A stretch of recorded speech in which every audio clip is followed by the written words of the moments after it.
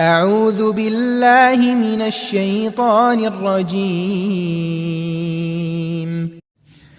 अस्सलाम वालेकुम students, welcome to this YouTube channel accounting की दुनिया।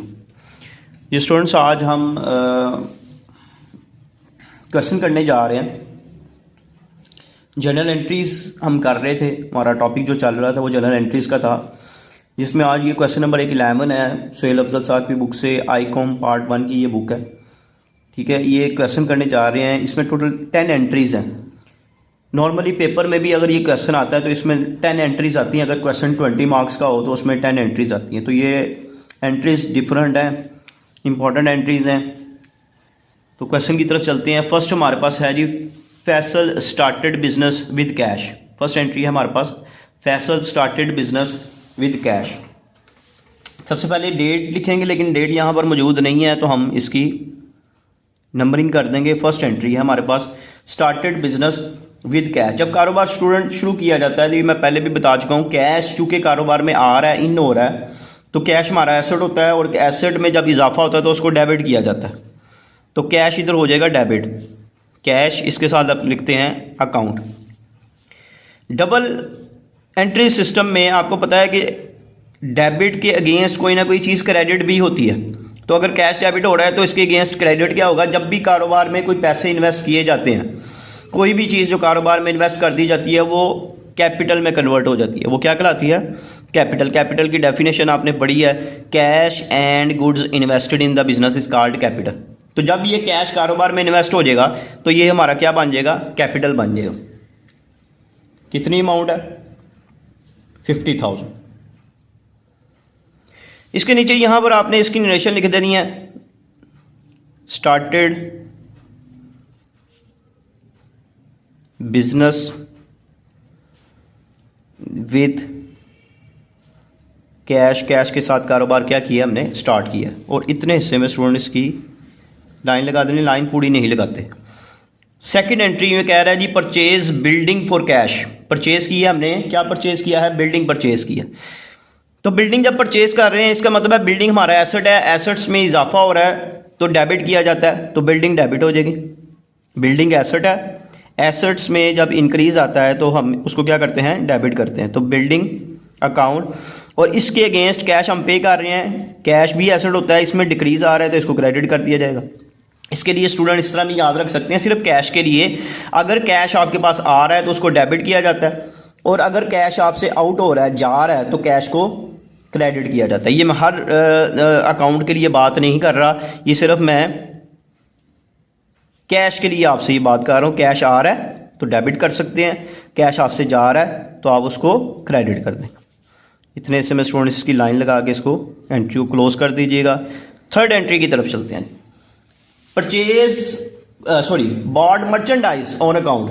स्टूडेंट्स ये मर्चेंडाइज क्या होती हैं? मर्चेंडाइज स्टूडेंट गुड्स को ही कहते हैं, यानी कि इसका और बॉड का मतलब क्या होता है? परचेज किया। तो यहाँ पर एंट्री बनी हमारे पास, ये देखिएगा जरा, मैं बुक से भी आपको एक बार दिखा दूँ। Bought merchandise on account, goods purchase की हैं। ऑन अकाउंट का मतलब है उधार पर, क्रेडिट पर परचेज की हैं आपने। तो इसकी एंट्री क्या बनेगी? जब भी गुड्स परचेज की जाती हैं तो हम डेबिट करते हैं परचेजेस को। परचेज हमारा एक्सपेंस है, एक्सपेंस में इंक्रीज आ रहा है, इसको डेबिट कर दिया जाएगा। इसके अगेंस्ट ऑन अकाउंट का है, तो इसका मतलब है हम कैश पर नहीं ट्रांजैक्शन कर रहे, ये क्रेडिट पर ट्रांजैक्शन है। तो जिनको उधार पर चीज़ें बेची जाती हैं स्टूडेंट्स, उनको क्या कहते हैं? हम डेटर्स कहते हैं। तो यहां पर हम लिख देंगे, परचेज की हैं, सॉरी, जिनको पेमेंट करनी होती है वो क्रेडिटर्स कहलाते हैं, सॉरी। तो यहां पर क्रेडिट साइड पे आएगा हमारे पास क्रेडिटर्स, या अकाउंट्स पेएबल इनको कहा जाता है। क्रेडिटर्स भी कहा जाता है और अकाउंट्स पेएबल भी कहते हैं। कितने की गुड्स बॉट की हैं हमने इनसे? 15,000 की। और नीचे इधर लिख देंगे गुड्स परचेज ऑन क्रेडिट। ये आपने अपने से इसकी एक्सप्लेनेशन लिख देनी है, इसमें कोई प्रॉब्लम नहीं होती। फोर्थ ट्रांजैक्शन की तरफ चलते हैं। Purchase furniture for cash. Furniture purchase किया है फॉर कैश। जैसे अभी ऊपर बिल्डिंग परचेज की थी तो हमने एंट्री की building account to cash account, तो यहाँ पर अब एंट्री होगी बिल्डिंग की जगह हम फर्नीचर लिखेंगे। फर्नीचर हमारा क्या एसेट्स, एसेट्स में जब इजाफा होता है तो उसको डेबिट किया जाता है, तो यहाँ पर फर्नीचर लिखेंगे, furniture account to cash out हो रहा है कैश अकाउंट। कितने का परचेज़ किया जी, क्वेश्चन में बताया उसने 5000 का आपने फर्नीचर परचेज़ किया। इधर नरेशन में लिख देंगे परचेज फर्नीचर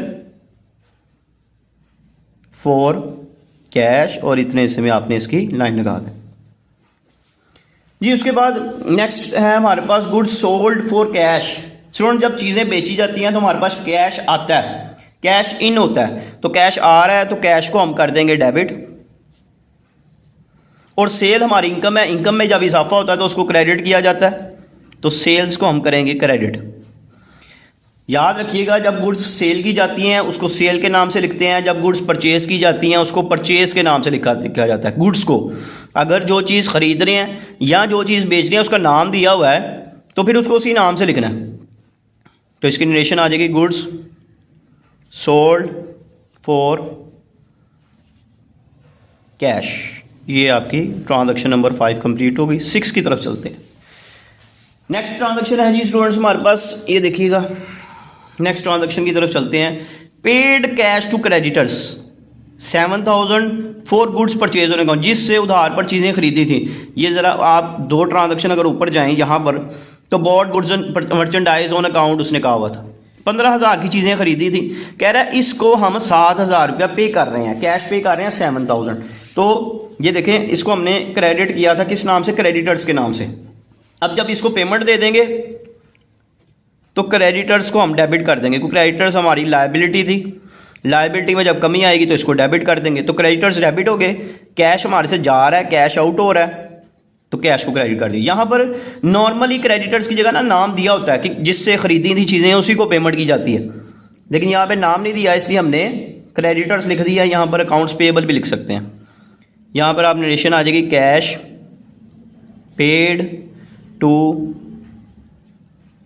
क्रेडिटर्स।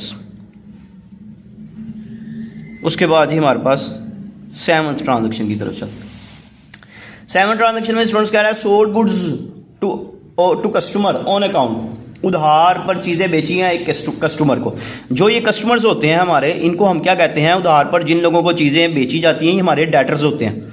तो यहाँ पर आप लिखेंगे सेल कर रहे हैं, डेटर्स हमारे एसेट होते हैं, इसमें इजाफा होगा तो इसको डेबिट करेंगे। डेटर्स अकाउंट टू सेल्स हमारी इनकम है, इनकम में इंक्रीज आए तो क्रेडिट किया जाता है, तो debtors account to sale account, और अमाउंट इसकी क्वेश्चन में बताई गई है 6000। और नीचे आप यहाँ पे नरेशन लिख देंगे सोल्ड गुड्स ऑन अकाउंट जी। ट्रांजैक्शन नंबर 8 की तरफ चलते हैं। Withdraw cash 2000 for personal use. Students कारोबार में से जब कारोबार का मालिक अपने ज़ाती इस्तेमाल के लिए कैश निकलवाए या गुड्स निकलवाता है तो उसको ड्राइंग्स का नाम दिया जाता है। Cash and goods taken away by the proprietor for his personal use, तो उसको ड्राइंग्स कहते हैं। तो इसकी एंट्री क्या होगी, ड्राइंग्स डेबिट होती हैं, और चूंकि कैश कारोबार में से जा रहा है तो कैश को क्रेडिट कर दिया जाएगा। कैश आउट हो रहा है कारोबार से, कैश क्रेडिट हो जाएगा। किस वजह से आउट हो रहा है, ड्राइंग्स, तो drawings account to cash account कितना कैश लेके गया है 2000। यहां पर आप इसकी नरेशन लिख देंगे cash taken for personal use, ज़ाती इस्तेमाल के लिए कैश कारोबार में से लेके गए हैं, तो इसको हम क्या नाम देते हैं, ड्राइंग्स का नाम दे दिया जाता है जी। स्टूडेंट्स नेक्स्ट ट्रांजैक्शन की तरफ चलते हैं। नेक्स्ट है receive cash from customer. Cash आ रहा है, किससे आ रहा है, कस्टमर से, कैश को हम डेबिट कर देंगे। मैंने अभी आपको बताया है कैश जब भी आएगा कैश को डेबिट किया जाएगा। कैश डेबिट हो गया, किससे आ रहा है, उसने कहा कस्टमर से आ रहा है। कस्टमर कौन होते हैं हमारे, डेटर्स, इनसे पैसे लेने होते हैं, तो यहाँ पर क्रेडिट करेंगे हम डेटर्स को। कितना कैश आ रहा है, उसने कहा जी वो 3000 रुपये हमें दे रहा है, तो यहाँ पर आप लिख देंगे डेबिट और क्रेडिट साइड पर 3000। यहाँ पे आप नरेशन आ जाएगी कैश रिसीव्ड फ्रॉम डेटर्स, और आपने इसके नीचे लाइन लगा देनी। परफॉर्मा नहीं बनाया, उसकी लाइंस आप खुद भी लगा ली। लास्ट एंट्री है student paid salary to employees, salary pay की है अपने वर्कर को, अपने एम्प्लॉय को। तो ये सैलरी पे करना ये हमारा एक्सपेंस है। आप सीधी सी बात है, जब आप सैलरी पे कर रहे हैं तो कैश आपसे आउट हो रहा है, तो हमें पता चल गया कैश तो क्रेडिट होगा। अगर कैश क्रेडिट है तो डेबिट किसको करेंगे? सैलरी को। सैलरी हमारा एक्सपेंस है, सैलरी डेबिट हो जाएगी, एक्सपेंसेस में इजाफा हो रहा है, कैश जा रहा है हमारे से, तो कैश को क्रेडिट कर दिया जाएगा। कितनी सैलरी पे कर रहे हैं? क्वेश्चन में बताया गया 3500 सैलरी पे की है, तो यहाँ पे आप नरेशन लिख देंगे सैलरी पेड, बस इतनी भी लिख देंगे तब भी इनफ है। ठीक है जी, सैलरी पे की है। अगर आप सैलरी पे कर रहे हैं, सैलरी एक्सपेंस है, सैलरी एक्सपेंस है, एक्सपेंस में इजाफा हो तो डेबिट किया जाता है, सैलरी डेबिट हो गई। कैश आउट हो रहा है, कैश जब भी आउट जाता है हमारे से तो उसको क्रेडिट किया जाता है, तो एंट्री बनी cash salary account to cash को। लीजिए स्टूडेंट्स, ये एंट्री 10 एंट्रीज थी, ये हमारी कंप्लीट हो गई हैं। उम्मीद है कि इसमें कोई प्रॉब्लम नहीं आई होगी। अगर प्रॉब्लम आती है तो मुझे कमेंट सेक्शन में बताइएगा, मैं ट्राई करूंगा जल्दी से जल्दी आपको रिस्पॉन्स करने की। इंशाल्लाह स्टूडेंट्स नेक्स्ट लेक्चर में मुलाकात होगी। ये बड़ी इंपॉर्टेंट एंट्री थी, इनको अच्छे तरीके से रिवाइज कीजिएगा, बेसिक एंट्रीज हैं। इंशाल्लाह नेक्स्ट लेक्चर में मुलाकात होगी। अगर वीडियो पसंद आए इसको लाइक करिएगा, शेयर करिएगा, चैनल को सब्सक्राइब कीजिएगा। इंशाल्लाह नेक्स्ट लेक्चर में मुलाकात होगी, तब तक के लिए अल्लाह हाफिज़।